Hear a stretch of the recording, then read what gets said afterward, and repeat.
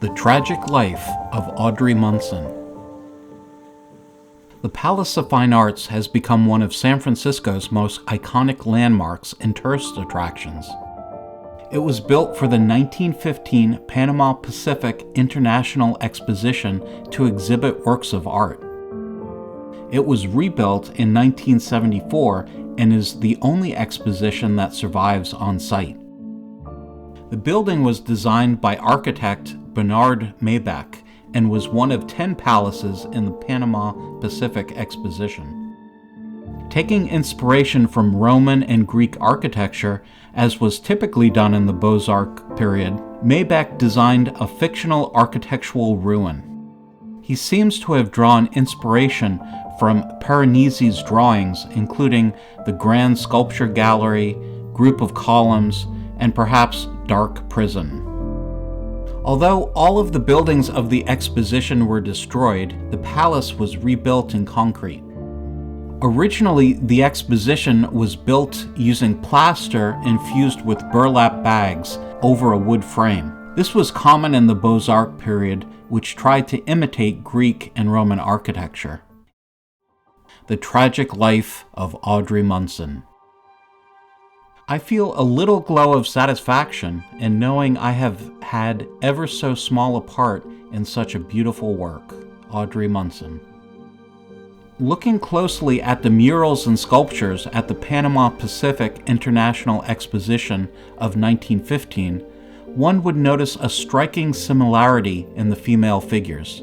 This was because more than half of the female sculptures and paintings at the exposition were modeled by the same woman, Audrey Munson. Audrey was an artist model living in New York, and by 1915 was considered the most beautifully formed woman in the world. She became the Exposition Girl and the Panama Girl, the face and the figure of the exposition. She posed for such artists as Daniel Chester French, Alexander Sterling Calder, and Adolf Alexander Weinman. Sculptures she modeled for included the Star Maiden, Descending Night, and the Walking Liberty half-dollar. The most enduring sculptures of Audrey are at the Palace of Fine Arts, with Consolation or Weeping Maidens being the most famous. She is the goddess atop Roman columns of the Palace of Fine Arts. Foreshadowing Audrey's later life, the Weeping Maidens are a powerful representation of her tragic life. The sexuality of the often naked figures prompted much outcry from the Christian groups at the time. At the exposition, the president of the Christian League said, "San Francisco with her Barbary coast is wicked enough. Without strewing promiscuously throughout the exposition grounds, sculpture groups which beam with the same lack of wearing apparel that made Lady Godiva quite impossible." To capitalize on the fame and notoriety, the American Film Company cast her in 3 movies from 1915 to 1918, Inspiration, Purity, and The Girl of Dreams. All the films exploited Audrey as a naked artist model. They were the first non-pornographic movies to feature full nudity. Audrey and her mother rented a room from Dr. Walter Wilkins in New York. Wilkins murdered his wife with a hammer, and it linked to Audrey's fame, with newspapers saying he killed his wife because he fell in love with Audrey. Although there was no relationship with the murderer, the damage to Audrey's reputation was done. She lost her contract with the American Film Company and was unable to ever find work again. The public went from loving and admiring her to hating her. Over the years, her behavior became increasingly odd. A judge committed her to a state asylum in New York on her 40th birthday in 1931. She remained institutionalized for over 60 years until her death in 1996 at the age of 104. Tragically, America's first supermodel died alone and in a mental asylum.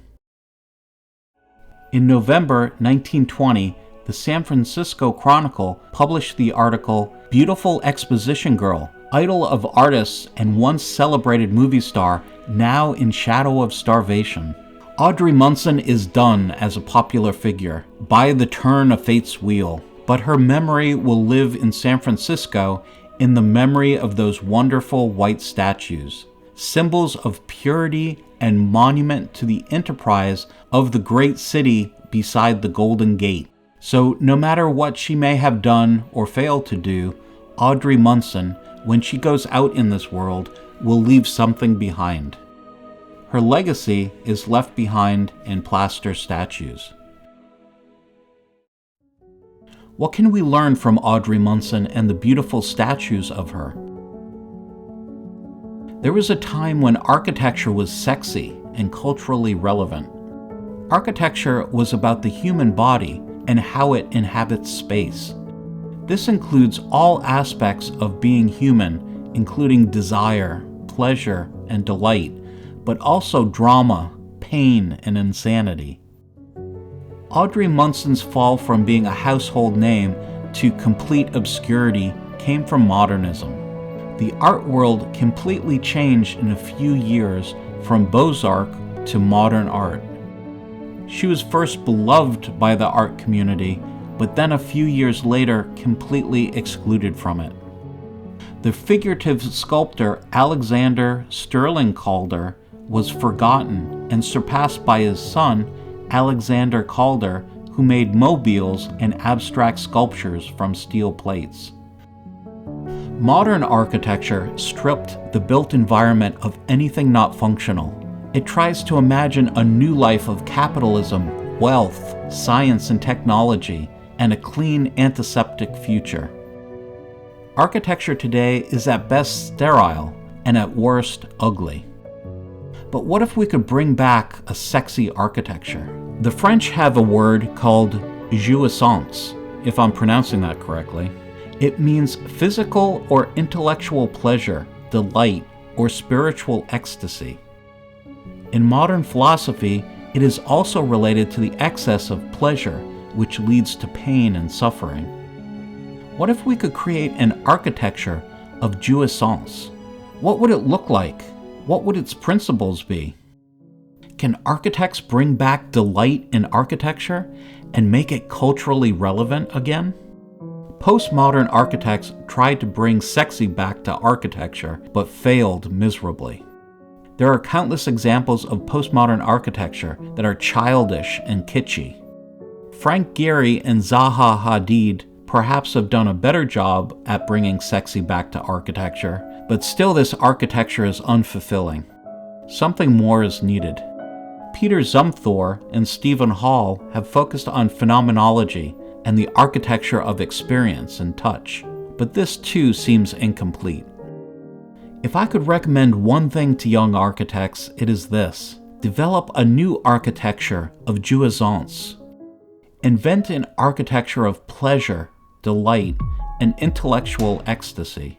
Embrace pain and suffering, and give it a place in the built environment.